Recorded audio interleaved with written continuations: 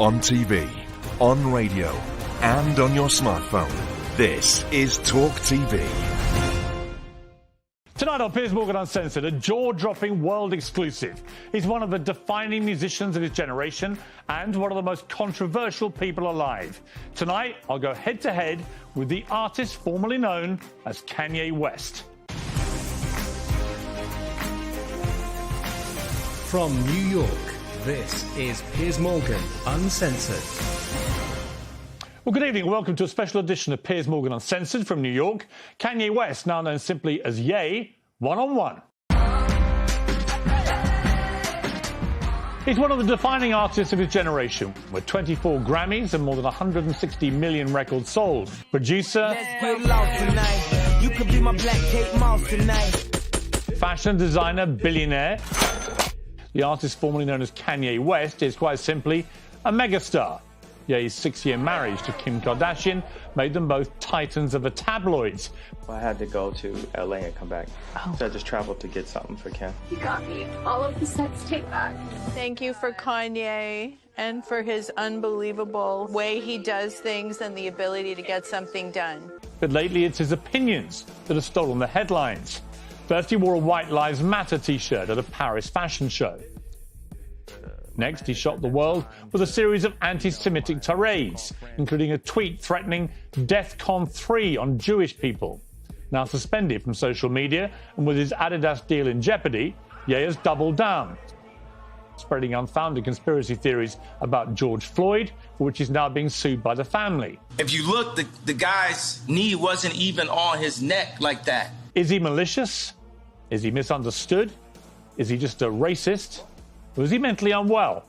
Tonight, Ye gets a chance to set the record straight. Ye is one of the most influential people on the planet, of that there's no doubt. He's just announced that he's buying the social media platform Parler. He has political ambitions too, and because of his profile, his recent offensive comments have caused global outrage, as well as ongoing speculation about his health. Well, tonight I give Ye the opportunity to explain and perhaps reconsider, or maybe even apologise for, some of those comments. Some of the things he says in this interview are, in my opinion, anti-Semitic and offensive. We're airing them in the context of an interview in which I try to understand why he made his comments, what he really meant by them, and whether he understands the anger that his words have caused. What follows is a gripping, fiery, shocking, sometimes funny, sometimes bonkers interview. And at the end of it, you can make your own mind up about Ye. Ye, thank you very much indeed for joining Piers Morgan Uncensored. My first question for you, I guess, is an obvious one. What do you hope to achieve from our conversation? That right there, being uncensored. In American media, it's very censored. It feels like an episode of Black Mirror a lot of times. So I've put myself across the line, the point of no return, saying, hey, I know they're going to say whatever they want about me. And when I bring up the truth, they're going to say, you didn't get enough sleep. It's because of your health. They're going to call me names for my truth. But these experiences that I'm telling you about are factually things that I've went through and things that I refuse to keep going through and things that I'm not going to let my children go through and things that I'm not going to let my peers go through. No pun intended. Well, look, we are most certainly uncensored on this show, Ye, and I want to give you the time and the platform to really explain yourself, because I think that sometimes sound bites about people, perhaps taken out of context sometimes, can create a very distorted view of what a person really thinks.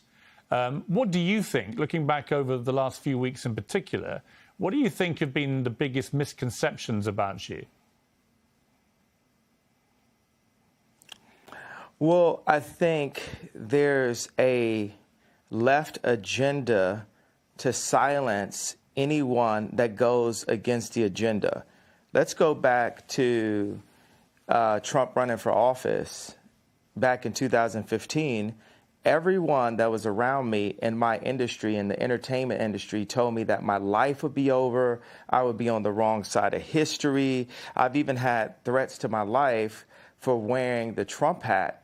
And it even ended up in, destroying my family and also making it where I have to raise my children differently because I actually am a person that's classified as black. You know, I classify myself as Jew, but a person that's classified that had been given that title in America as black, in America that I'm supposed to stay in a block of a vote.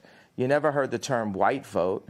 So why is there a term black vote? How is that okay? It sounds just as racist as a black drinking fountain. And my dad, you know, called me and said, you know, the thing that the left fear about Ye or makes me the most dangerous is I'm rich. And that's the point. Tupac told me back in the days, you know, you had to get your money right and then you go to war. So I'm going to war. You know, I don't have endless resources. I only have like maybe, you know, honestly, only maybe $120 million in my account. But what I'm not going to let happen is I'm not going to let my kids take over Yeezy someday and have a boardroom telling them what to do and talking behind their back. I'm not going to let that happen to my children. So I have to fight right now.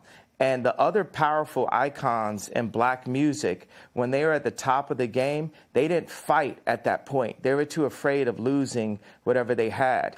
So people have to understand just the bravery.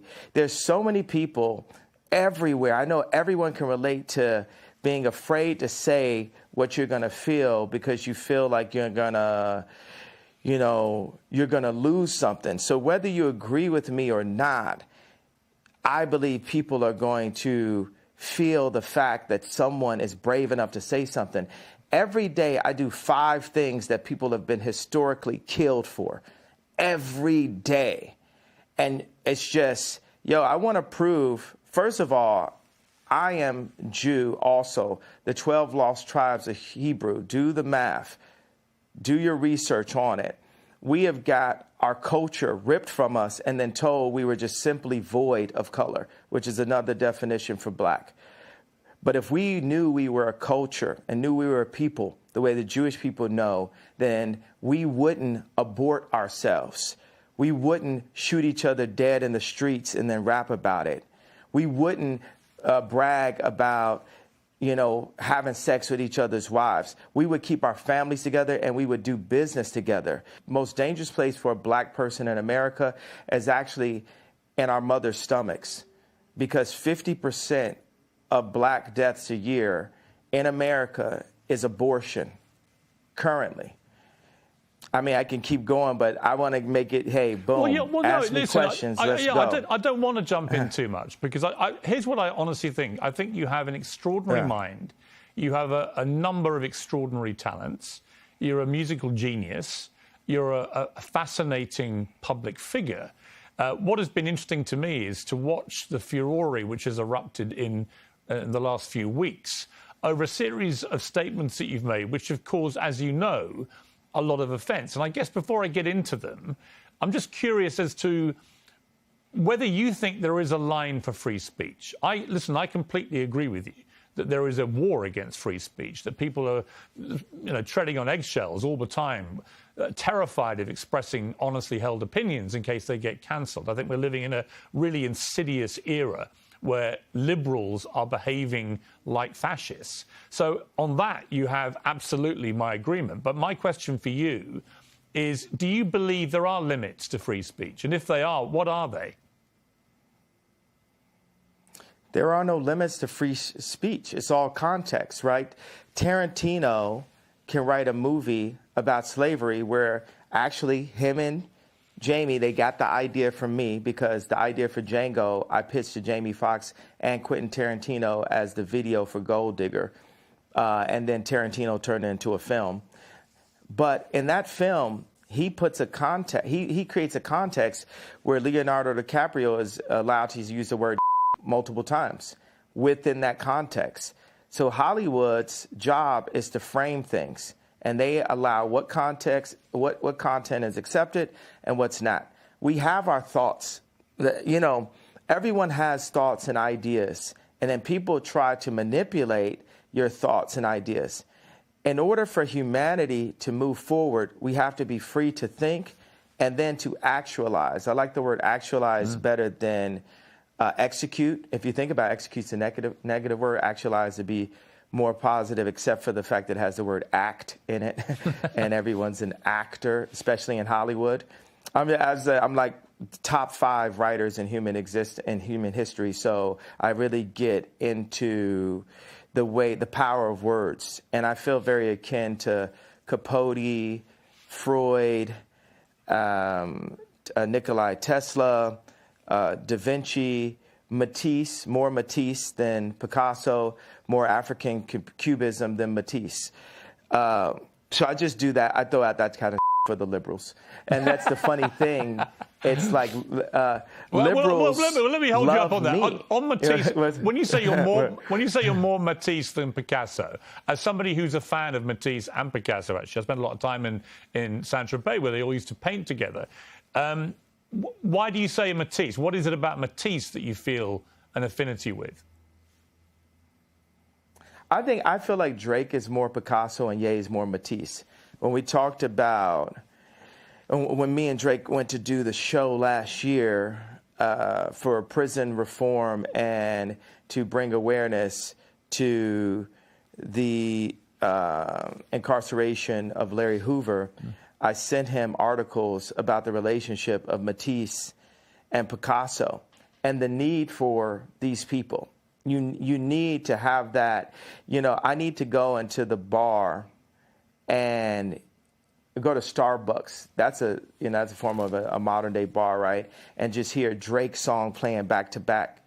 And Drake needs to go into that same Starbucks just in a different city and see people wearing Yeezys. God does this to remind us that we are not God. Because when you take people like Elon Musk and Bernard Arnault and Trump or Jack Ma, Putin, you take these people in their own space, in their own environments, we can start to feel like gods on earth, but we are nothing in comparison to God. And we are here actually to love one another and to collaborate and to make the world a better place. There's, 1% of the world are placed in power and 99% of the world are the audience. So that 1% of the world, this idea of a United Nations, this is the world that needs to come together. This is the world that, here's the obvious go-to. Biden doesn't listen to Elon Musk. The president of the United States does not have meetings with Elon Musk. That is, hey, here, come get me. That's retarded. I know I'm not supposed to say that, Biden, but that's retarded, Biden. And it's, and obviously because I've been dealing with mental health, all this, I have the right to use whatever words that I like to use. Well, that's interesting. Ask another question. Well, yeah, let me ask you on that. So you just said something very inflammatory about President Biden. It will, as you know, offend a lot of people. Yeah. And it will particularly offend people who work in mental health. You say you should not use a word like retarded.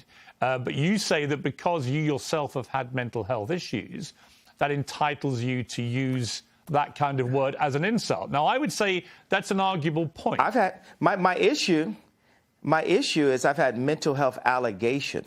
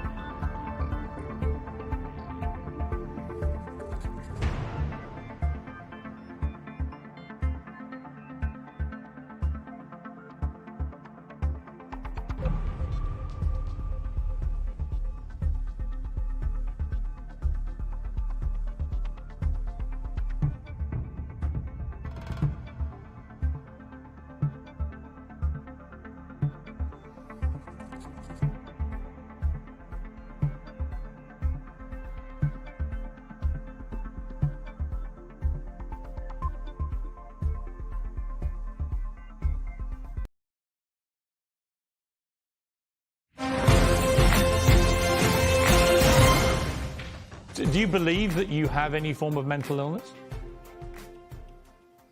I believe that I suffered from exhaustion.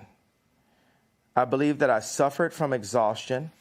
I suffered from being lied to constantly by the people around me. And I believe those things can drive anyone to a point of maximum exhaustion. But I also believe that I'm extremely brilliant and I'm here to make the world a better place. And I'm tired of the left media trying to pick on me. And y'all picked on me enough, and y'all finally touched the person that's not going to take it anymore. And that's part of the reason why I'm on Uncensored, because what they'd like is for me to be quiet. Interesting thing about racism and cancel culture, it's kind of similar, right? Racism works on itself. I can go into the Gucci store at age 18 and I just assume that people think that I'm about to steal, so I buy more things. With cancel culture, when I brought Marilyn Manson on stage with me when he was dealing with allegations, my stepbrother Marilyn was canceling himself. So many people comment on my White Lives Matter t-shirt. There's people who are saying right there in Fashion Week, when are you going home? I'm so afraid. People thought I was going to cancel myself. I'm not going to cancel myself. I'm going to keep on delivering what I feel, because guess what? It's very split opinions, by the way. If I talk to a black person that makes under $1 million a year, they really relate to the George Floyd comments and feel hurt that I would even bring it up and question the approach. They have multiple documentaries on the death of JFK, but we're just supposed to believe this one media outlet version that preyed on our trauma and our pain.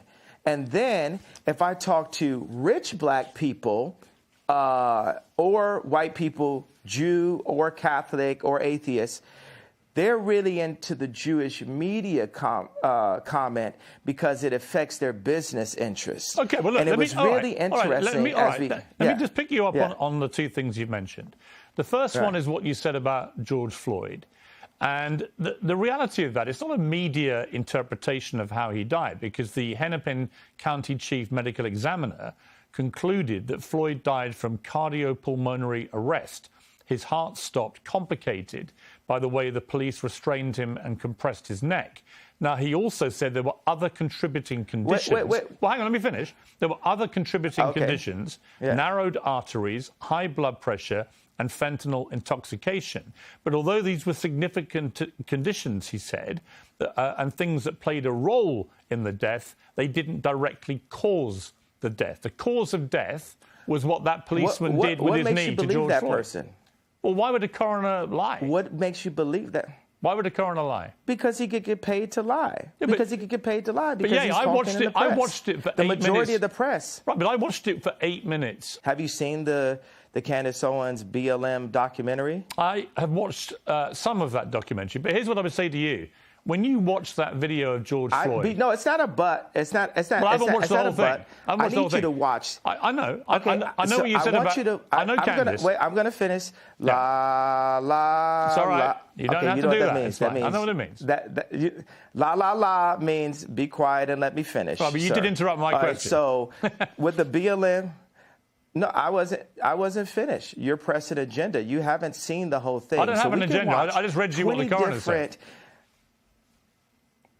So we can have 20 different perspectives on how JFK died, but us as black people, not only can we only vote one way, we're not allowed to have any other perspectives, and that the area for George Floyd, where he passed, the murder rate is up 50%, and nothing, this is so-called movement, but it didn't move blacks anywhere. Right, now listen. So as a black person. I will say there are legitimate questions about the Black Lives Matter movement, no question. But on the specific point about how George Floyd died, I don't think it's in question about what actually killed him. It was that police officer with his knee on his neck. Well, it is in question. It isn't question. I'm questioning it. Well, you can as question a black it, but person what you're who has questioning had is friends, a coroner report. Do you have friends that were killed by police officers? Do you have friends that were locked up? Do you have people aborting half your race? No. So I am the black person with the black experience that's worth $11 billion and is the most influential person on the planet. And I am questioning it. Okay. I have a right to question it. Absolutely.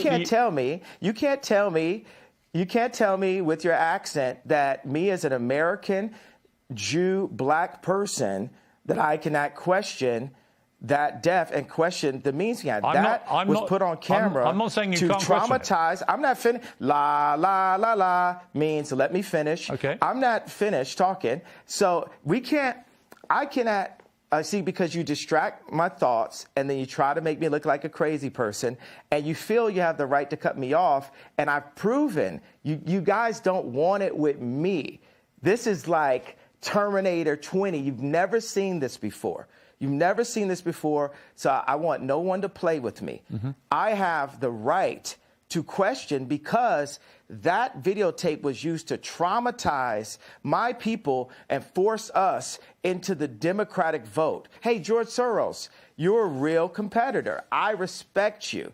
I'm worth more money than you, and I have more influence than you, and have, Piers Morgan from a different country saying, well, I'm not going to do an English accent because that would be racist. I'm funny, by the way. That's fine. I know you can do that. As I said to you, the show is uncensored, Ye. You can say what the hell you like, right? But that doesn't mean I can't pick you up on a few things, right? You accept that. I accept that, but you try to say, it is unquestionable because this one Dr. Fauci said this. I know it wasn't Dr. Fauci, but I'm just giving an example where we hear from even Google. Like people feel like, if you Google it, it's factual. There's so much non-factual information about me on Google, but then I still believe Google. And people pay to get certain information to the top of Google. But this is good. Keep going. Where else you want to go with it? Here's where I want to go. The civil rights lawyer Lee Merritt responded to what you said about George Floyd's death and said, while one cannot defame the dead, the family of George Floyd is considering suit, which they're now doing, as you know, they're suing you for $250 million, for Ye's false statements about the manner of his death, claiming Floyd died from fentanyl, not the brutality established criminally and civilly, undermines and diminishes the Floyd family's fight. So what is your response to that? Well, anybody who loses a loved one, my heart goes out to them. Any race, my heart goes out to the pain of that. I have a theory about it. Now, this is not a fact. This is a feeling that I have. In the documentary, George Floyd's two roommates said that George kept saying, they want a tall guy like me. They want a tall guy like me. So for me, I'm a creative, right? I can make a dinosaur out of a femur, right? So if I'm making a dinosaur out of a femur and I'm looking at a documentary that says George Floyd was telling his two roommates they want a tall guy like me, and on the day of his death, he prayed for 8 minutes. They said he prayed longer than he ever prayed. What do you think, me as a creative mind, the beautiful mind, right, the sensitive mind, what do you think I feel could have happened in that situation? All right, well, honestly, if I'm being honest with you, I would say that because of your brilliant, beautiful, creative mind, as you put it, and I don't dispute that at all, you've got an extraordinary mind. And I can see that in the way that you conduct interviews. You go off on very long tangents, but they're sort of fascinating. I find it fascinating to listen to you. I'm not saying you don't have a right to question. Sort of, quite. Yeah. These are like Capote-level fascinating tangents. No, they're not. They're not. I'm just saying it's the way you conduct yourself, and I think that's very interesting. What do you mean? Or not? Why is it? Oh, it's not Capote level.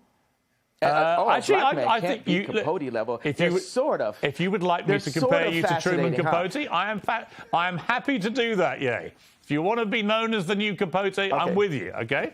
I'm not going to question your talent. Your talent, to me, is completely unquestionable, right? When you question answer so the here's my question point. about the femur to the dinosaur. No, I'm going to ask you a different question. Situation. I'm just going to ask you this. You're not. You're gonna. I didn't finish my question. Well, hang on. You can't tell me. Answer my question. You can't first. tell me what questions to ask you. You accept that I'm the interviewer. To answer my question. No, I said answer my question. No, I'm interviewing you too. Well, you can't interview me. It's my interview. You're Bono. I'm interviewing you too. See, that's the way we rap. Let me just. You know what I'm saying? No. Let me just put this to you. So no. Hang on. You're trying to avoid. No. La. To put quite a phrase. You're interrupting me now. I'm going to get back to it. All right, you can, but let me ask you. Because you haven't answered my question. Here's my question for you, which you haven't answered. No, I'm not. Don't answer my question with a question. Yeah. I'm not answering anything to you. I'm going back to my original question in a way, which is simply this. I'm not saying you don't have a right to question how George Floyd died, but given the world watched that horrifying video of that policeman's knee on his neck, and given that is what the coroner said caused his death, albeit he had other underlying conditions, including fentanyl intoxication, when the family see someone like you, who's hugely influential, you're known around the world, questioning how their loved one died, they find that very hurtful, which is why they're now suing you for it. And my question for you is, do you understand the pain that sometimes your comments can cause, like this circumstance with George Floyd's family? Now, I'm going to ask you a question again. With my imagination, when you see in the documentary that George Floyd's two roommates said they want a tall guy like me, they want a tall guy like me, and that he prayed extra long on the day of his passing, where do you think that takes my beautiful mind? I think it can take you to a place where you want to believe something which may not be true. I'm not saying it's not. I'm just saying all the evidence points. I'm giving you an honest answer. My honest answer is I think that wasn't honest. That was a political my honest belief is that. What do you guys do? People in the newsroom, what are they doing? They're like cringing right now. They're like, whoa. No. We never experienced this before. We never experienced I'm not cringing. A black entertainer that won't be threatened by the media to back down from his opinion. Yeah, I think you mistake me. Mistake me for somebody who's going to be like the others. I have a show called Uncensored for a reason. I'm giving you a platform for a reason. But you're pressing an agenda. No, I'm not. You're perfecly entitled to your opinions. Your agenda. But do you accept you're lying now? Do you accept you may not always be right? I just called you a liar. How does that make you feel? That's fine if you think I'm a liar. That's fine.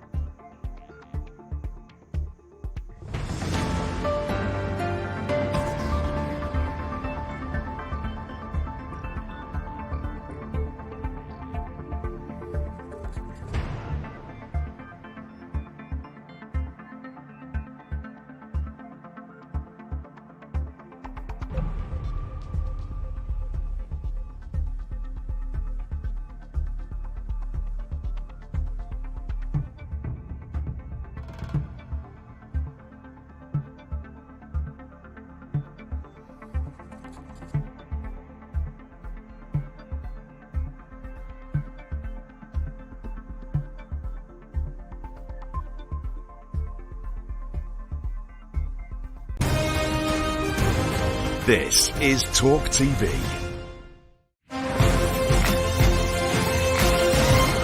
You're a liar. You're pressing the agenda of the pain and trauma economy that is pressed on my people by the left.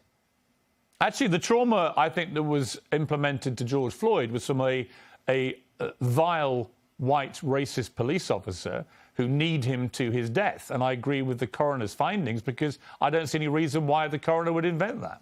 So that's my belief. If you want to challenge that and you don't believe it, that's entirely your right. I have a question. Who do you think are the biggest vile white racist? The media. You think the media is racist? What? Please, next question. Please don't ask me any retarded questions.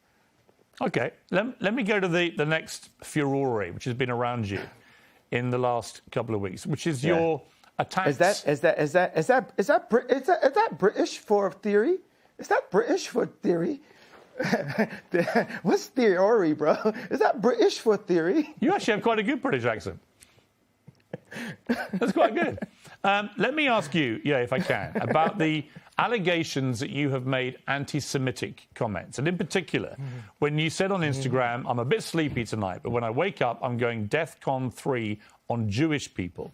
Now, many people who are Jewish found that deeply offensive. They wanted to know, what did you mean by going DEFCON 3 on Jewish people? Because DEFCON 3, as you know, is a heightened state of awareness for military action. So what did you mean by that? Here's your chance to clarify what you meant by DEFCON 3 on Jewish people.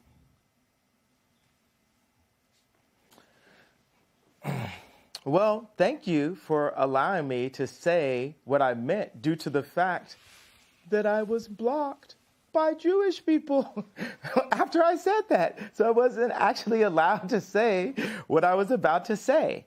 But what I was going to say is, I was going to talk about all of the contracts, all of the misdealings that I dealt with as an entertainer. Being that I'm an entertainer, I've been wronged so many times by Jewish businessmen. And the reason why I say people, if a black man is caught in the car with drugs or a gun, and there's 3 other black guys in the car with him, guess what? They're all going to jail. So the reason why I say people is I want those businessmen's wives and fathers, mothers, grandmothers, and kids to ask them, why is Ye so mad at us? Because they're taking money out of my children's mouths. So I'm at a point where I'm frustrated. I have the right to my anger. And I'm saying that people need to fix it. I'm not going to fix what I feel until what I'm feeling is fixed. Okay, can I respond? You're not just going to shut me up and say... No, I'm not going to shut you up. Can I respond to what you've just said? My problem with what you've said, I'll be straight with you, is that if I, as a white man, posted tomorrow on my Instagram, I'm a bit sleepy tonight, but when I wake up, I'm going DEFCON 3 on black people, what would you think? Jew. No, if I said black people, what would you think? If that was what I posted? Well, did you accept that black people... You accepted that black people are Jew? Or I'll come to that in a moment. On the specific, though, if I simply said, in other words, all black people was the implication of what I said, I would get rightly cancelled. I would get rightly vilified and abused. You, I suspect, would be outraged by a white person saying such a thing, because you wouldn't make any distinction about whether I was talking about certain black business people I'd fallen out with or whatever. You would think I was judging an entire populace by the colour of their skin. You are, by saying Jewish people, on Jewish people, you're not saying Jewish businessmen, accountants, whatever, that you've had a problem with. You're basically saying in that statement, all Jewish people, which is why it caused such offence. And I'm curious whether you, even as you wrote those words, understood what Jewish people actually would feel when you said that and didn't make any specific references to any individuals. Maybe they would feel how all my people have felt. Maybe they would feel the pain of when a black artist looks up and they've completely been raped by 5 Jewish businessmen. And there's multiple accounts. Why does the fact that they're Jewish have anything to do with it? Maybe they would feel like that. But why would you say it just so happens they are. Well, okay, but I wouldn't. Why categorize them according to their religious faith, their ethnicity? Why would you do that? Why can't you just describe them as business people that you've dealt with?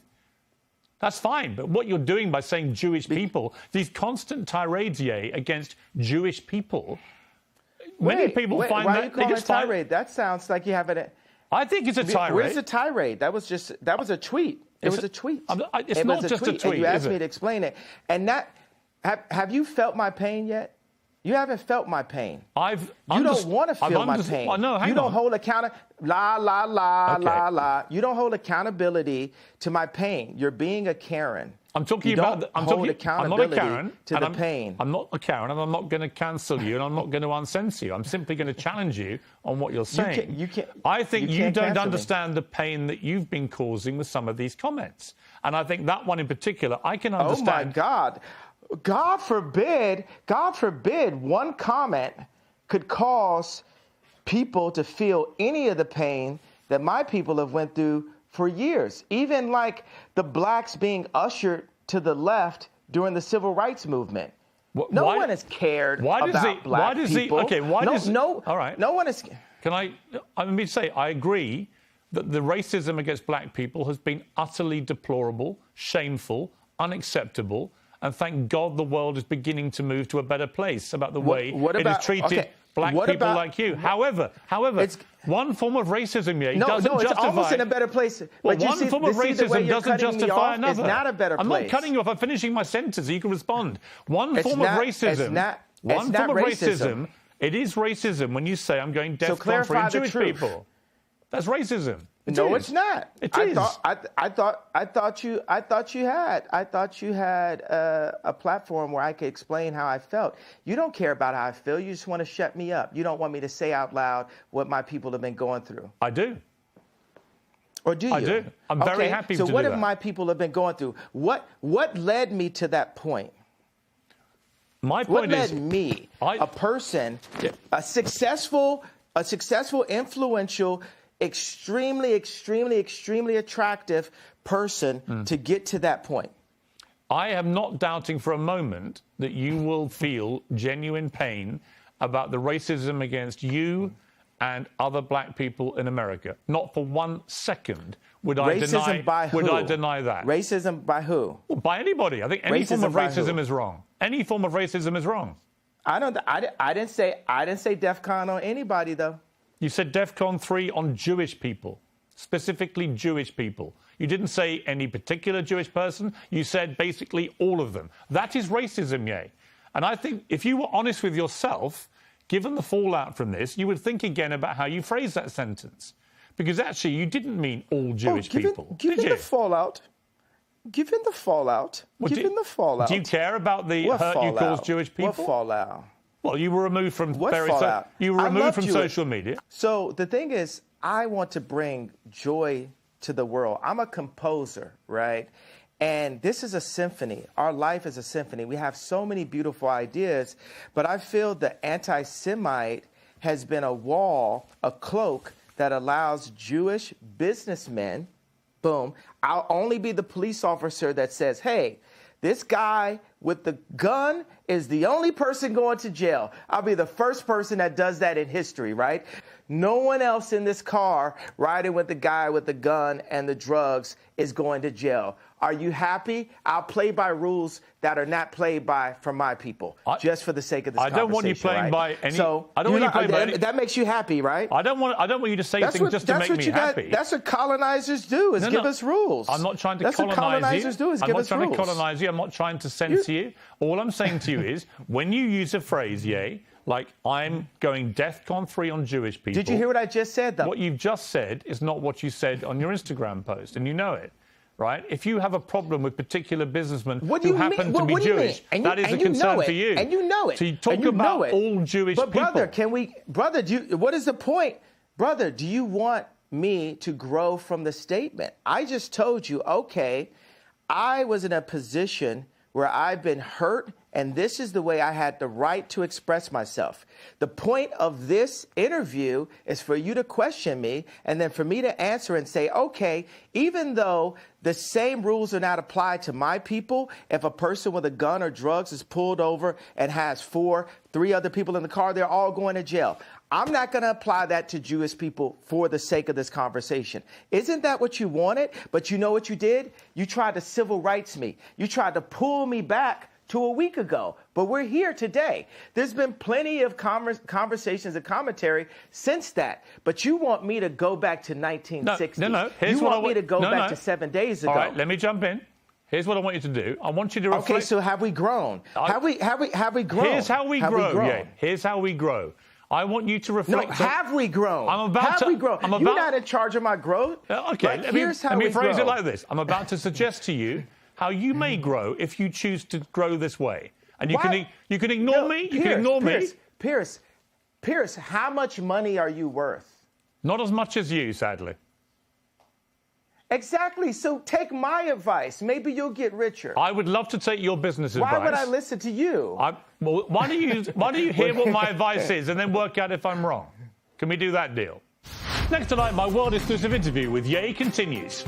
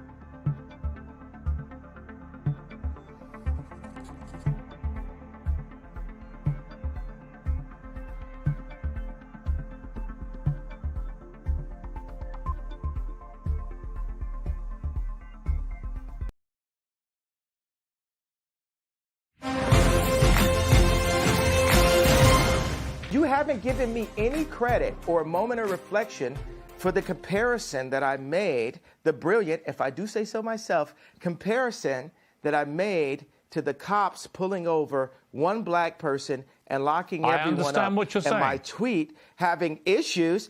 Wait a second, I wasn't done with the sentence. My tweet referring to all Jewish people, I said, for the sake of this conversation, I will refer to the business people who have destroyed me and my people and my fellow creatives. But you didn't even accept that I gave you that. You tried to push me back into 1960. No, I didn't. You tried to push me back into last week. No, I didn't. Okay, do you accept that example that I gave you? I understand completely the example you gave me. I think all racism is wrong. So I feel that we've grown. I would like you to reflect. I feel that we've grown. If do you feel we've grown? If you've now changed what you wanted to say originally, my question for you is, do you now regret saying DEFCON 3 on Jewish people? Are you sorry you said that? No. I don't think it matters. You should be. Absolutely not. You should be. Absolutely not. Yeah, but yeah, you should be. Absolutely not. Are the people, the Jewish businessmen that led me to that place, are they sorry for the way they've raped my I don't know who you're talking about in particular, but I don't know why you keep having to say and they're by Jewish. The way, you wouldn't, what is the fact they're Jewish got to do with anything? Why do you keep doing that? What do you mean? They're the Jewish businessmen that did that because they're business they people. That's what they did. Why do you keep saying Jewish business people? Why do you keep using their religion, their ethnicity? Why do you keep doing that? Let me update it then. Okay, so I'll say this. Would I have grown into the box you want me to go on if I say to specify the business people that have raped my people that just so happen to be Jewish? I think by doing what you've just done, I find that I'm not even Jewish and I find that offensive. Why do you keep having to do that? I don't think you get it at all. I don't think you understand the offense you're causing when you keep using their religious background, their ethnicity, as a stick to beat them with. Why would you do that? So what are you more concerned about? Or are you more concerned about getting the richest black man of all time to kowtow? Because it's not going to happen. I don't want you to kowtow. You can do what the hell you like. You're a billionaire. You can do what the hell you want. I'm just saying to you that I don't think you quite understand when you talk about. Okay, can I finish? It's not Moti. You're a multi-billionaire. Okay, well, congratulations. But that doesn't change the fact that when you insult the Jewish people and say you're going DEFCON 3 on the Jewish people, that is as racist as anything you say you've been through and any pain that you've experienced. It's the same thing. Racism is racism. And you know that, I think, don't you? Yeah, obviously. That's why I said it. So you said it knowing it's racist? Yes. I fought fire with fire. Okay. I'm not here to get hosed down. At least that's honest. A different type of freedom fighter. That's honest. All right. You were racist because you knew it was racist, but you decided to do that because people have been racist to you. Is that your position? No, I'm not. First of all, I can't. What is the beginning? Read the whole tweet. I'm sure you have it in front of it. Somebody in your office has it. Get him a coffee and a yay tweet. What do you want to know? The whole tweet? I want you to read it out loud, sir. I'm a bit sleepy tonight, but when I wake up, I'm going DEFCON 3 on Jewish people. The funny thing is I actually can't be anti-Semitic because black people are actually Jew. Also, you guys have toyed with me and tried to blackball anyone who opposes your agenda. That was the exact tweet. I like reading that whole thing. I can't be anti-Semite. I love Jewish people. I work with Jewish people. Yo, watch this. Some of my best friends are Jewish. Right. So you know how that sounds. How many times have you heard that statement? Of course. Of course. Wait. Have we ever heard that term before? But the funny thing is, they are. I work with Dove Charney that got kicked out of his company, out of American Apparel. I work with this guy every day. He's like my twin. He's one of my favorite people on the planet. And we work through that and we talk through it. And he says, "Yay, why are you so mad?" And I'm like, this is why I'm mad. This contract right here, what's going to happen before I'm done, we're going to open up all of the music industry contracts, all of the publishing deals, all of the athlete deals, all of the acting deals, all of the mortgages, all of the deals. But that's where fine. But yeah, that's all fine. business people who we went at. That's all fine. You can do all. But Of it course has you to can start do that. somewhere. Of course you can do all that. And when you do that, has to start I somewhere. hope you won't be judged as a black business person doing it all the time. That people don't phrase it all the time by the colour of your skin, but by your business acumen. Isn't that what you would like? Isn't that what equality actually means? Of course I'll be judged by that, because when people come into power, people get judged. You know what I'm saying? Like, there's nobody that gets judged more than a straight white male. The straight white male has the least amount of a platform to even speak. A straight white male can't say, my wife hurt me today, because people will say, well, you're hurting women. A straight white male can't say, hey, a black employee didn't come in to work on time, because then people will say you're racist. A straight white male can't speak on a homosexual person, because they'll say you're homophobic. And so I empathize with the position of the straight white male. And part of the reason why I empathize with that position is because I know that I'm headed to that position. And what position that is? Top power position. Okay. That's the top power position, where you get all the rocks thrown. And that's the thing. I have friends, right, that will, like, actually, that's the reason why I'm going to be a good leader someday, because I'm really empathetic. But I call black people out on their stuff. I call white people out on their stuff, because we're all people. We're actually only one species. And in order to, whether it's my friends texting me like, bro, you got to get in the gym. You're looking chubby in the photo. It's like we have to hold each other accountable to what's actually happening. And it's so much is based on you did that tweet wrong. So what I will say is, I feel that my words demand more sensitivity for the frequency that I'm operating at, and and the amount of people that I'm communicating to. And I take that responsibility right now. But I will also say everything happens for a reason, because if it had been perfectly worded in English, and because there's nothing whiter than English itself, right? I'm already not speaking in my mother tongue, right? So if I had perfectly worded it in the most sensitive way, then we wouldn't be here right now. Now we're opening up the conversation. Like, I'm not allowed to say whether or not I'm running for office in 2024, but I tell you what, if the left, let's say the left would have never supported me anyway. And now I've got to call to attention, I am who you should support. The left did not allow Trump to be president. They treated him like he wasn't even the president. So even then he won, he was losing half of the American people every day, and it divided the country. What I'm saying, whoever goes into office, for British media, for American media, we must support our leaders and not just run this hyper negative. You know what I will? And black people hate when I apologize for this. When I see people like John Legend and Chrissy Teigen talk down on the president, I'm like, wow, that kind of sounds like me. That kind of sounds like the telethon. I opened up this level of disrespect towards our leaders. And people were happy. And the left saw that and say, well, let's just have every celebrity do what Ye did at the telethon. So I take responsibility for that moment. And you know what? I just want to give every Jewish person a big hug. Also, I'm envious of the Jewish people. I'm envious of how they don't abort their children. I'm envious of how they don't shoot each other in the streets and then rap about it. I'm envious of how their families stay together. I'm envious that they turn their phones off on Friday night and the family comes together. I'm envious of how they do the business together. And I want that for the darker Jews. I want that for the black people. I want that. We need that. God said we should remove the word want, right? Okay. We're going to have that. Okay. And this is the beginning of it. But it seems to me, and correct me if I'm wrong, but it seems to me that you are acknowledging, as you've just acknowledged that it was wrong to say what you said about President Bush when he said he doesn't care about black people, and that may have encouraged all this disrespect towards presidents since. I think it's an interesting point you made.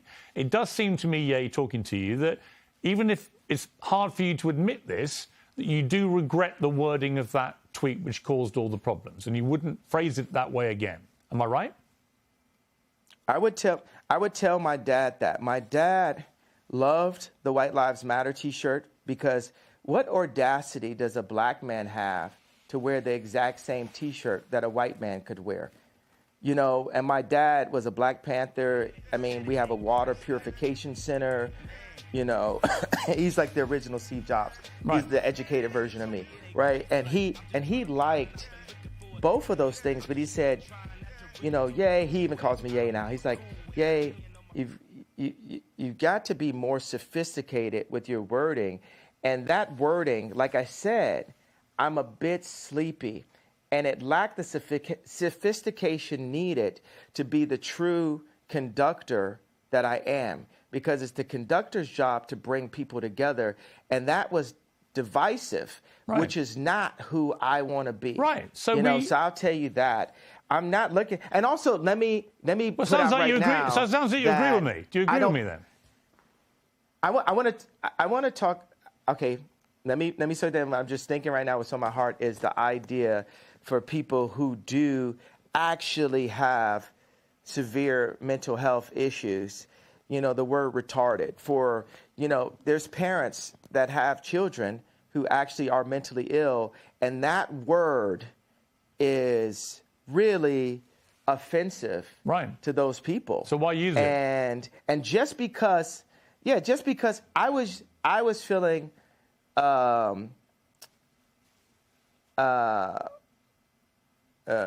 a couple reasons. Because people call me retarded.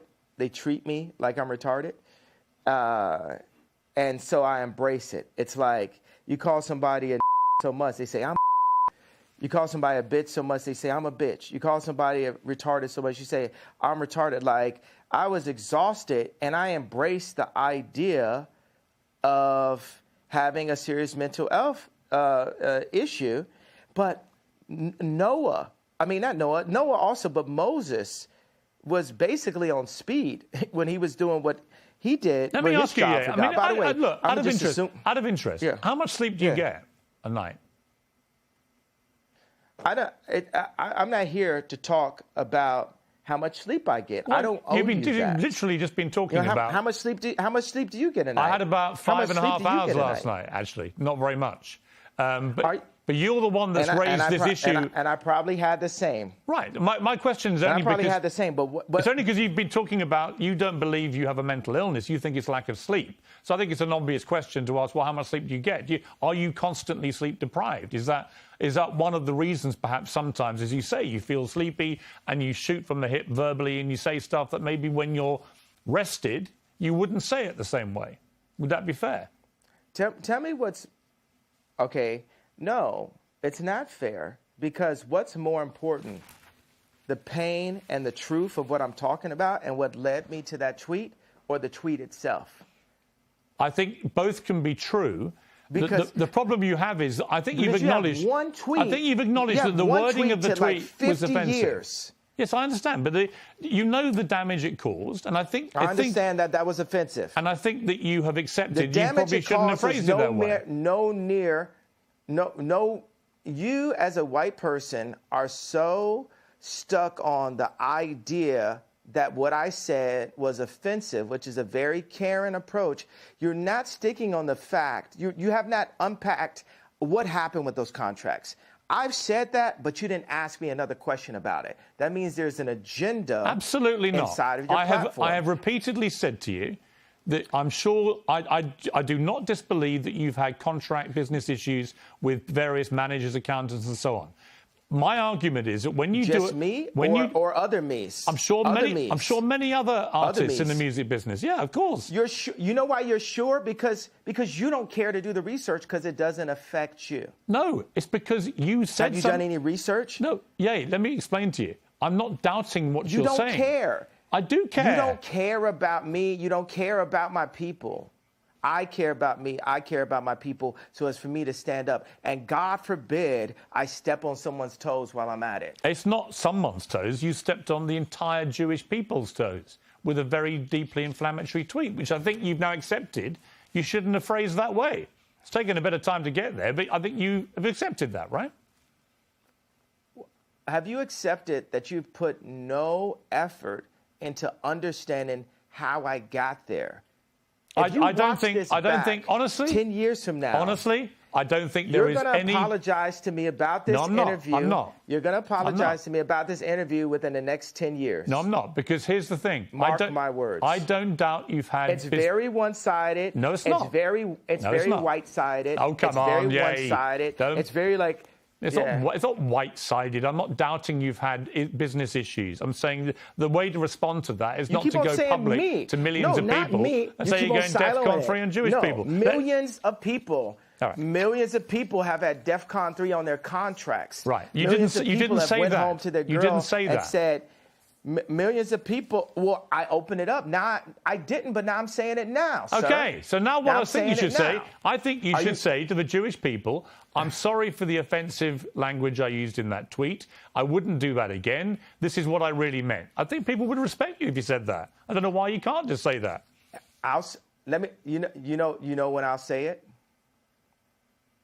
When I sit down with the people who write out the contracts for the NBA and for the NFL and for professional music and for acting contracts.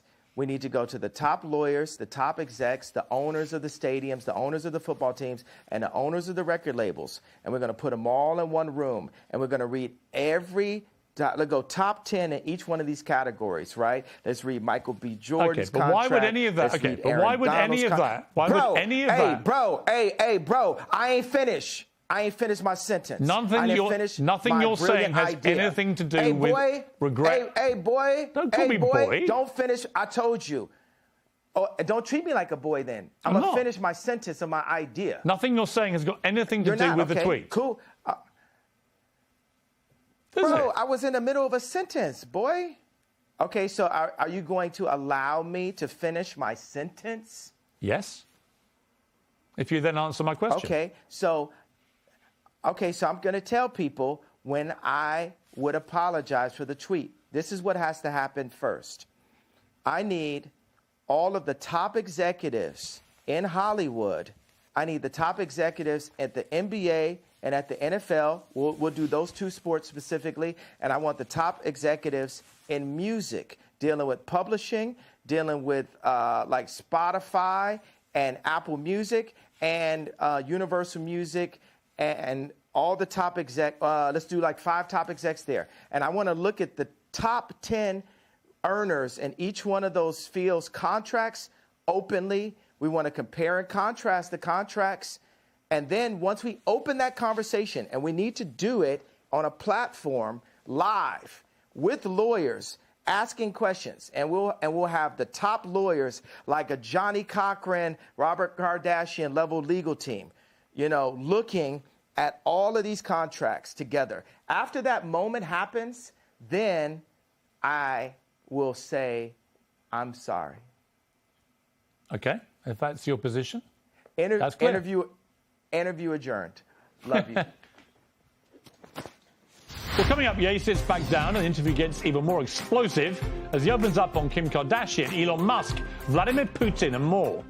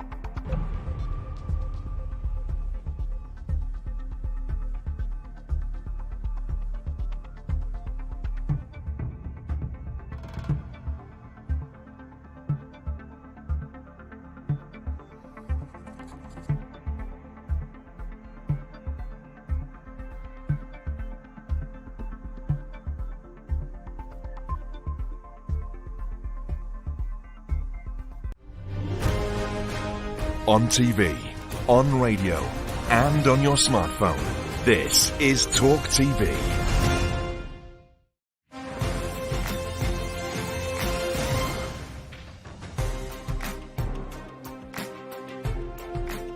Welcome back to this special edition of Piers Morgan Uncensored from New York. Kanye West, now known simply as Ye, one-on-one.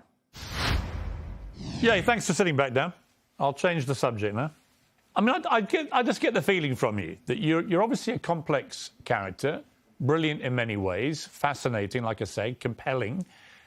You have a huge appeal to millions of people around the world.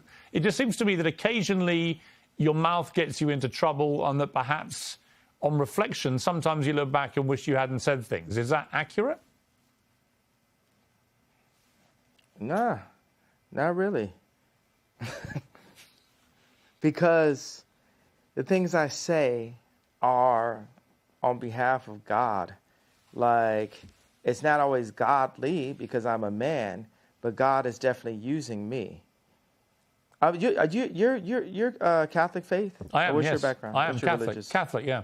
Well, we're working for God here, just like with black people now with entertainment. We're coming into wealth, but all the other, black people with anywhere near my amount of wealth would never cross the lines of, taboos inside of the media that I would, that actually we used to in rap. All these words, we used to say these, so it's all these like words that are being removed from our vocabulary, words that evoke emotion. Don't you feel like the salt is being taken out of our food? Look at Dune. The people who control the salt controlled all the money. And people are trying to control the salt, and it's salt in our language. That's why I will not apologize for having a bit of salt in my words. I will say, hey, this can be improved on, but it's like, hey, look, I'm going to update. You're looking at the God's iPhone 100. We are God's iPhone, right? If you think about it, we're his favorite creation. We were made in his image, and we need updates. And society, capitalism, media, and thought police have been stopping us from our updates. Think about, for a homosexual kid, age 12 at school, not wanting to say out loud how he felt, or feeling like if he said how he felt, he would get bullied. Or what if he said how he felt, and then somebody said, you said the way you felt and what your experience was in the wrong way. Now you need to apologize. We're fine that you felt that way, but you need to apologize for the way you said it.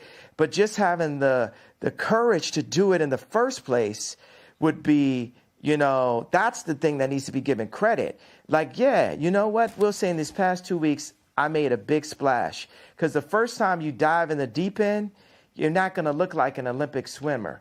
But we're going to have to learn how to swim. And I've dived in the deep end. Okay. I think I understand what you're saying. Let me ask you about your family. Yeah, lots of speculation, of course, constantly. If you understand what I'm saying, could you translate what I'm saying? Yes. I want you to translate what I said. I know what. And then let's move on to the next question. Okay. Let me attempt to translate. What did I mean by that? I think what she meant was that you are not afraid to ruffle feathers. You're not afraid to cause trouble where you feel it's justified. You're not afraid to call people out who you think deserve to be called out. But that occasionally you've expressed yourself in a way that perhaps hasn't quite hit the right mark, and that you are work in progress, as indeed we all are, and that you could phrase things better, which would cause less offence to a wider number of people, when in fact the target of your anger may be much more specific. That would be my interpretation of what you've just said.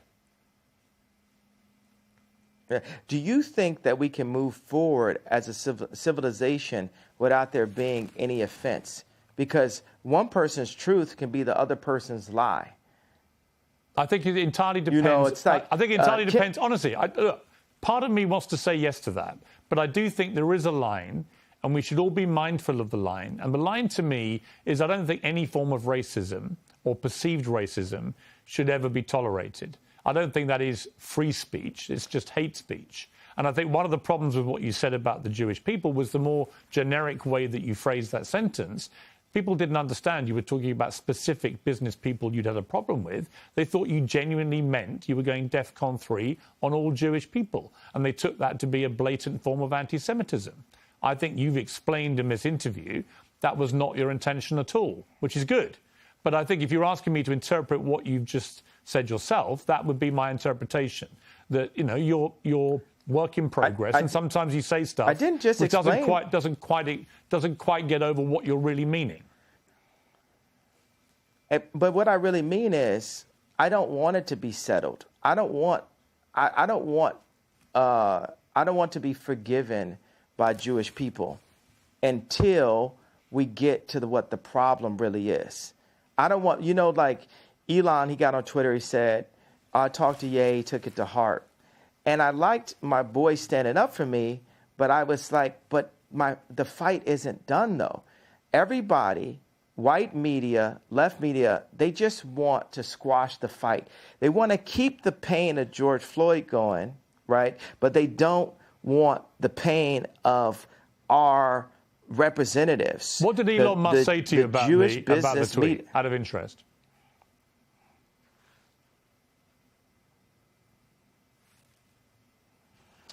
It's vague to me right now. I don't want to misquote him. What was the general? It's vague to me. What was the general point of what he was saying?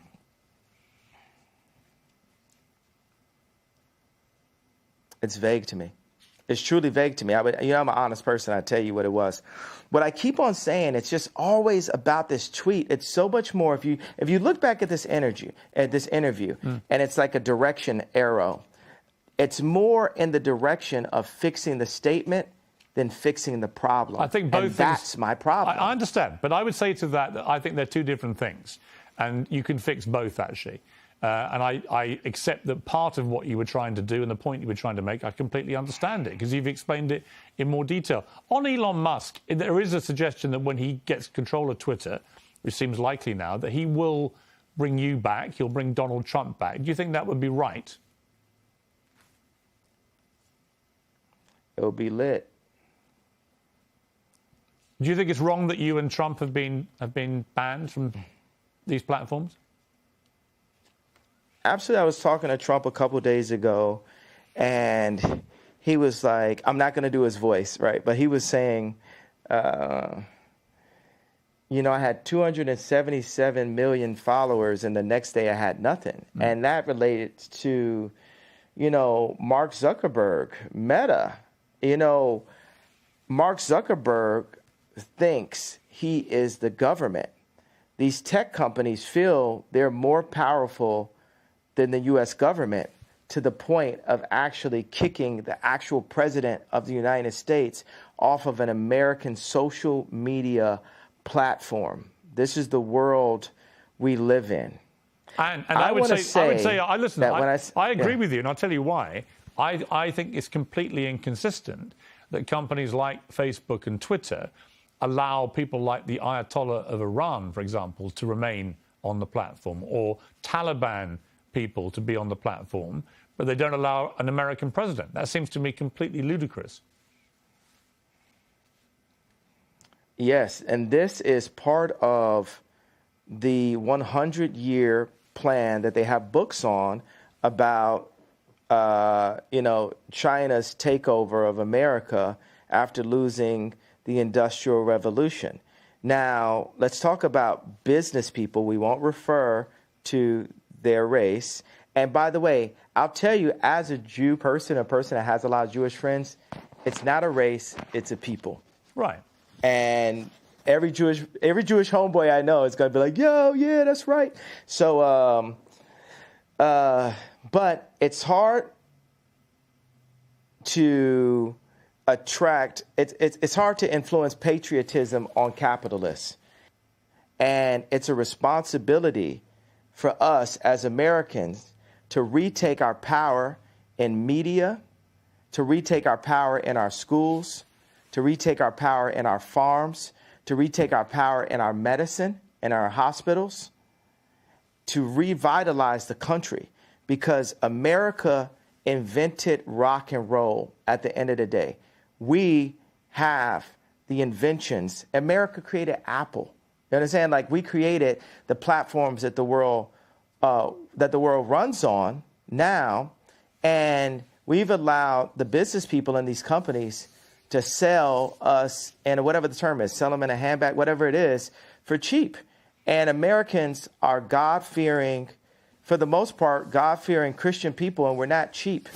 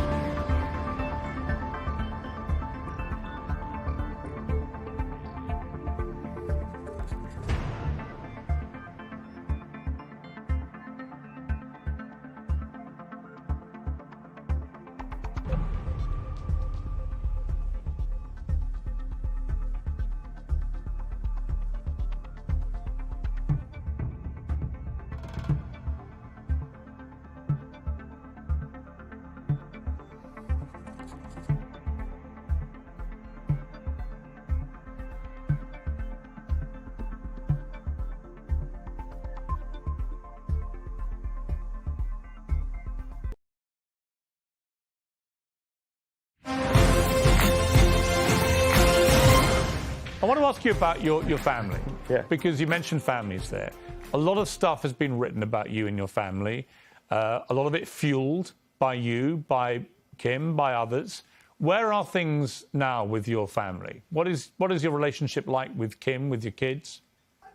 Kim has Zionist media handlers surrounding her, all in and out her Hulu TV show, all in and out her family, all in or out the house that I created for my family. But God is alive. The devil is a defeated foe. And Kim is a Christian woman. And she's not here just to have content up on adult channels. She's not here just to have that last Interview magazine cover. If you look at the two Interview magazine covers, look at the one when I was there and look at the one when I'm not there. And that's the reason why this Tuskegee experiment of such that's happened to the black community, where they took the fathers out of the home and the leaders out of the community and have torn apart the community. Now they've seen that's worked, and they're doing that to America. They're attempting, they're trying. I mean, that It's not interview, gonna the work on our interview, dime, the though, interview because magazine cover you're talking about, I think, is the one where she was basically semi-naked in front of the American flag. And I thought that was pretty distasteful, actually. It was about the American dream, and I thought, well, if that's the American dream, we're all screwed. And I agree with that. And I didn't feel the platform to voice my opinion, because I want to. It's always like, hey, this is your kid's mother. But it's time with the leaders. Like, I'm still the priest of that home, Chris. I'm still the priest of that home. They want to make it this matriarch society, all that, and But I am the priest of this home, and God is alive. I am the living Robert Kardashian, and I'm going to stand up for what God would want as a Christian. And then people say as a Christian, oh, you're not supposed to curse. You're not supposed to have righteous indignation. But I do. Christians had swords also. Christians got guns, I tell you that.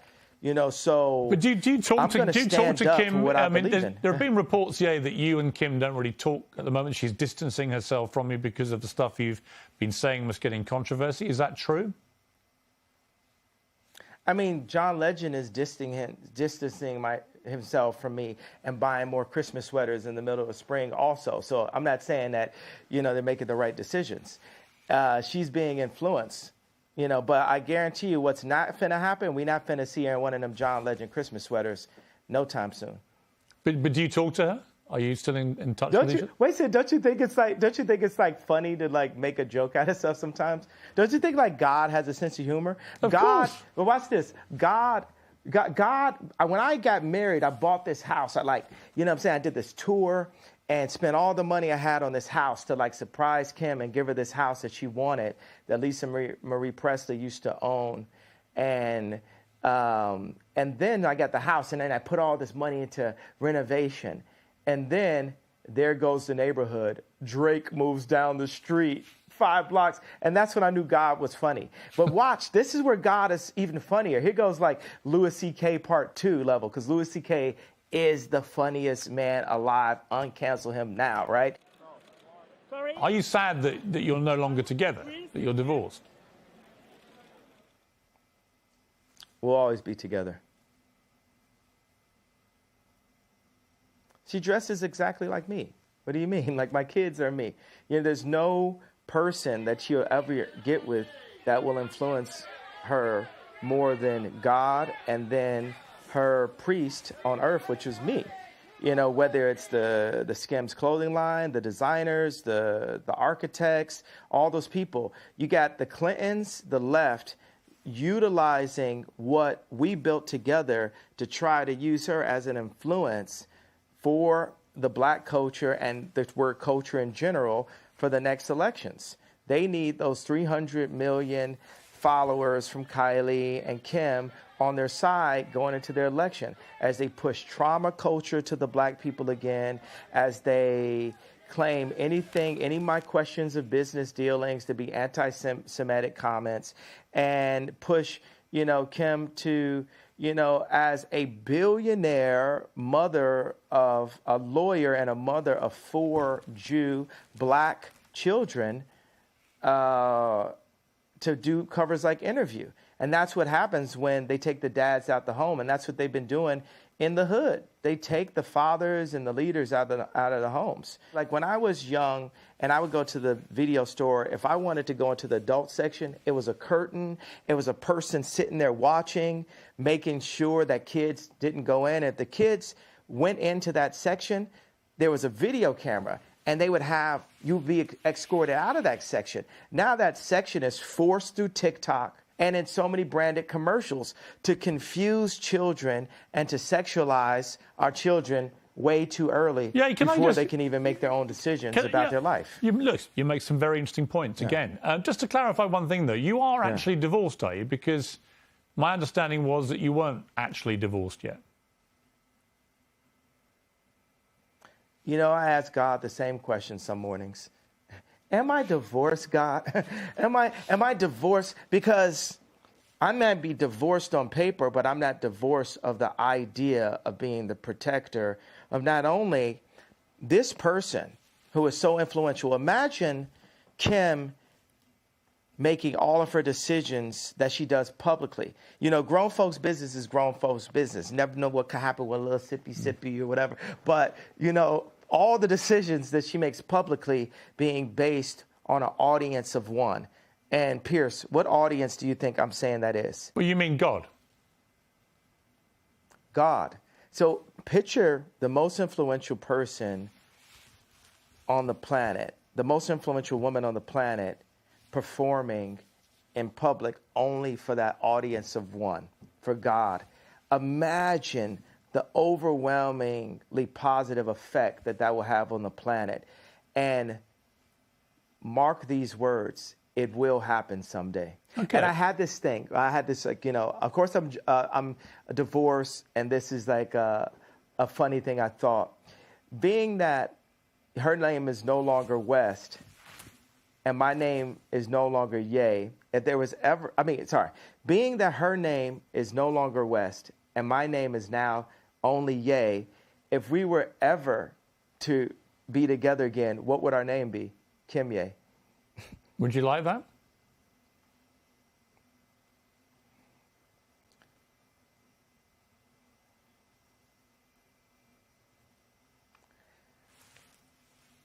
Everything is up to God. And God has proven to me many times that it's not about what I want or what I would like.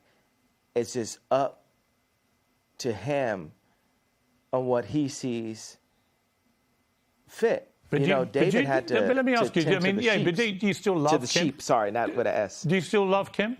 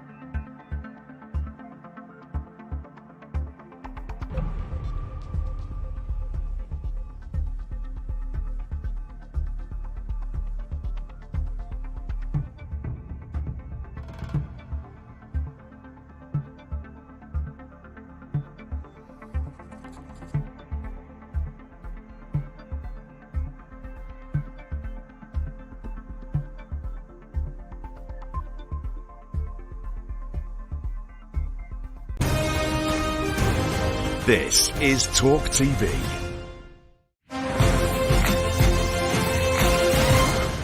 Do you still love Kim?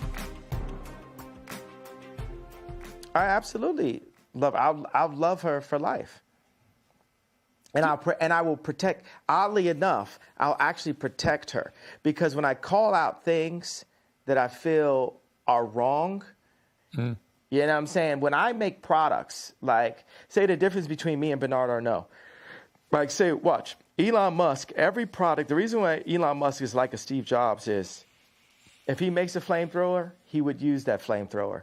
If he makes a Cybertruck, he would use that Cybertruck. Me, if I make some 3D printed boots, you know, I'm going to have the 3D printed boots on. Wow. And I love wear them those. every day. Can I get a pair of those?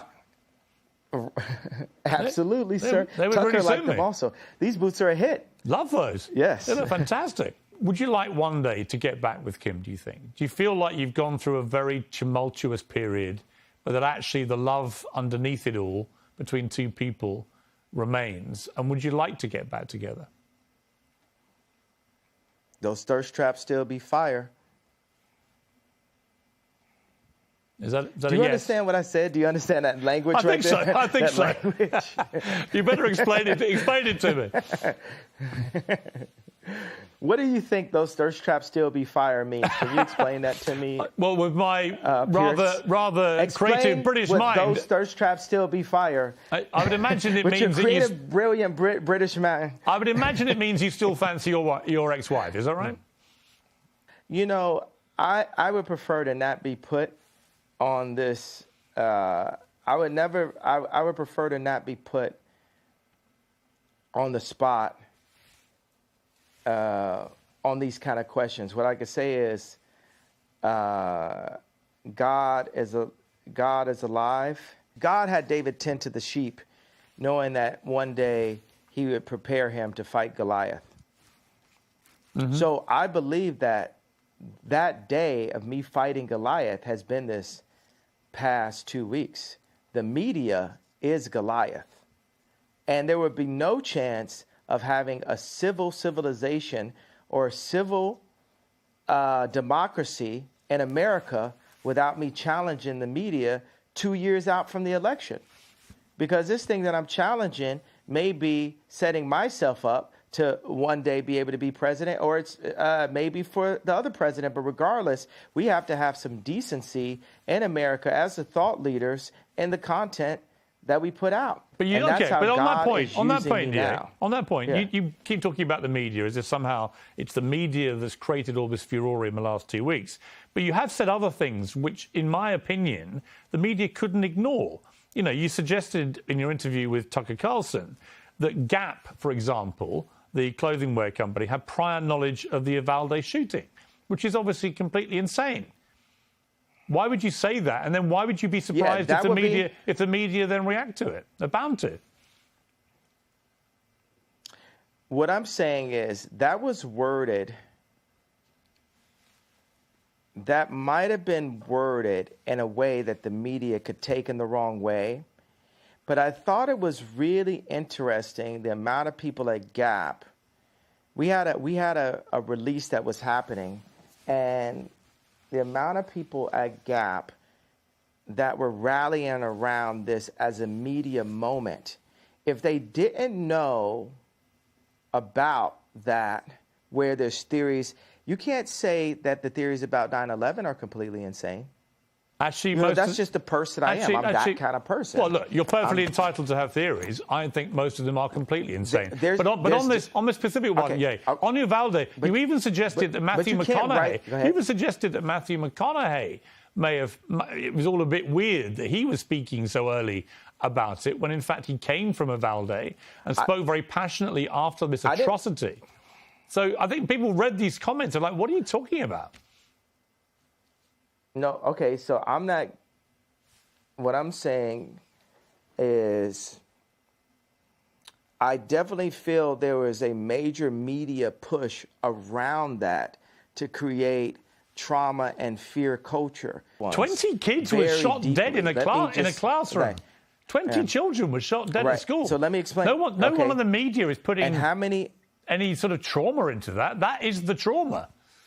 Okay, Piers, how often does that happen in my hometown?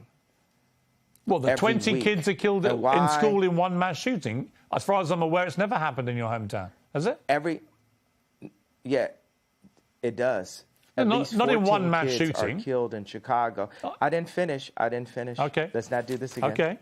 We reviewed I how that understand. goes. You could talk. At least 14 kids are killed in Chicago every week, and there's no media push around it.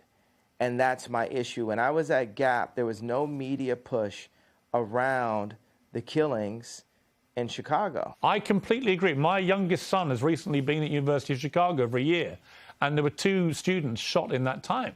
I completely agree that there is never enough attention given to all the slaughter from gun violence in Chicago. Completely agree with you. What I can't agree with is any suggestion by you that anyone at Gap or Matthew McConaughey or anybody else had any prior knowledge of what happened at Uvalde. Of course they didn't. What I'm saying is, I'm not saying they did, but with the amount of attention that went, understand, I was jealous, once again. You feel me? I'm jealous that so much attention went in this direction, but doesn't go into the direction of Chicago when Then the say same that. thing Say and the that, same Ye. amount of people. That's what you should say. I'm not Again, finished. Yeah, but And it comes down to the way I'm you saying phrase it, these bro. things. Bro, hey, I just said it. Yes. Like I just said, you're not always going to say the things the right way, but at least I have the bravery to open the conversation. Your first sentence isn't your last sentence. My first rap that I told wasn't my last rap that I told. And now that's the whole point. It's said. Once it's said, accept that it was said. I am the iPhone 20, right? Have you ever heard the term premeditated murder? Yes. I feel like the George Floyd was a premeditated murder. That's my feeling based off of... I agree, but not for the reason you think. I think it was premeditated in the sense that that policeman didn't give a damn about George Floyd's life, stuck his knee on his neck for 8 minutes and killed him. Like I said to you... We have the opportunity to look at it different ways. Like I said to you, you are completely entitled to challenge anything, frankly. And I'm equally entitled to come back at you and say what I think. That's what a democracy is about. Next tonight, my world-exclusive interview with Ye continues.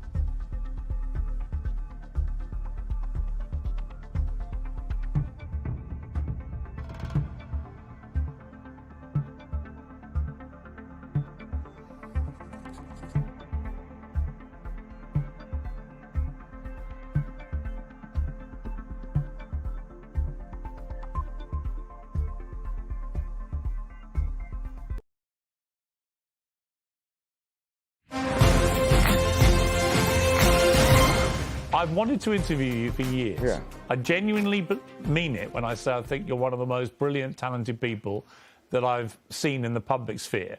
And you have a lot of fascinating ideas, and you're incredibly creative, and you're completely entitled to your views. But I'm entitled to mine, and I think we've had some really interesting exchanges, actually. I want to just talk to you quickly before we finish about your kids and about you as a father. What kind of kids do you want them to be? What kind of values do you want to instill in your children?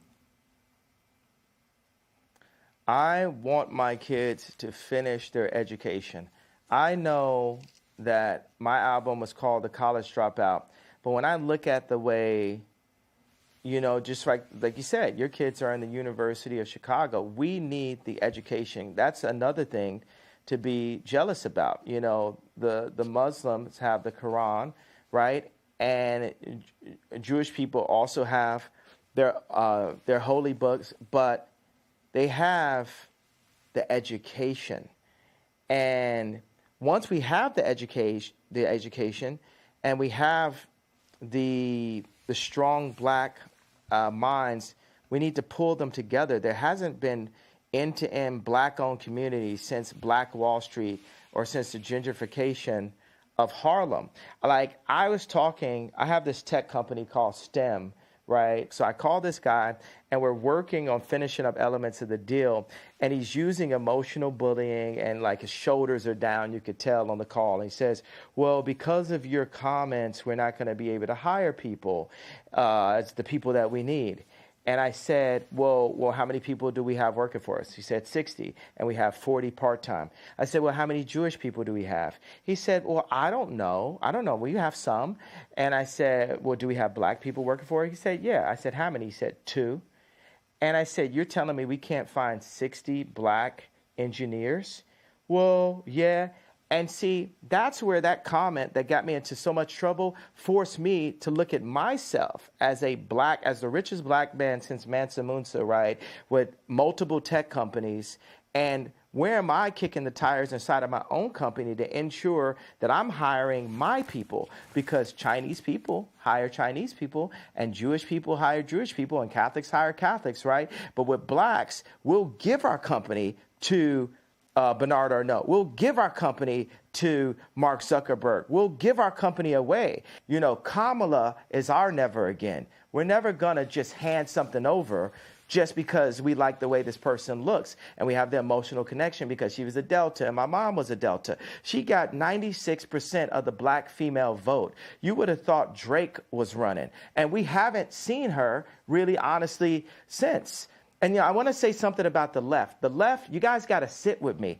Your current administration that these guys put up, they the pot on this one. They should have got Bernie, but Bernie had too much of a conscience, and so you got a guy with no conscience. Instead of getting Bernie Sanders, you guys got Weekend at Bernie's. I won't disagree with you about. I don't disagree with you about President Biden or Kamala Harris, for that matter. Let me ask you about someone we haven't mentioned. Vladimir Putin and what he's been doing in Ukraine. What is your view of that?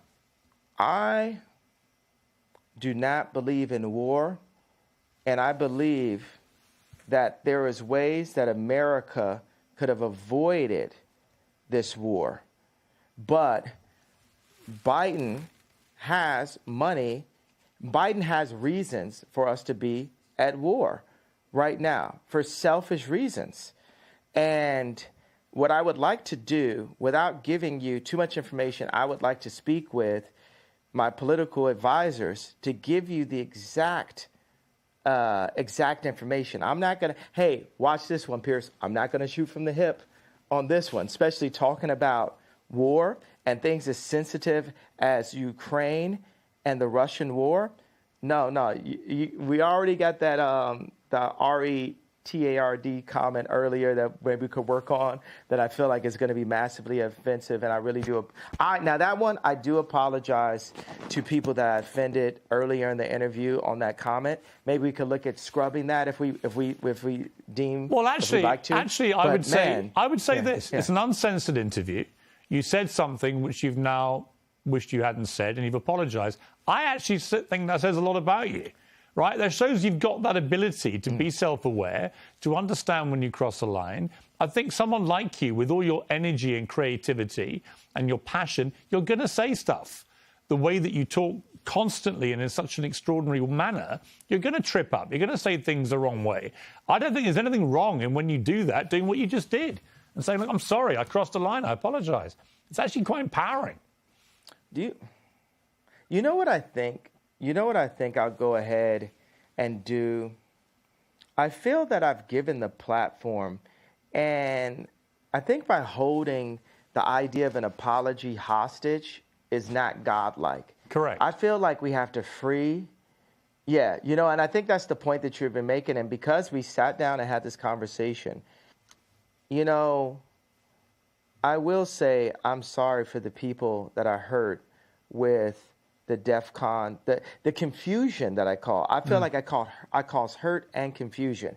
And I'm sorry for the families of the people that had nothing to do with the trauma that I had been through, and that I use my platform where you say hurt people.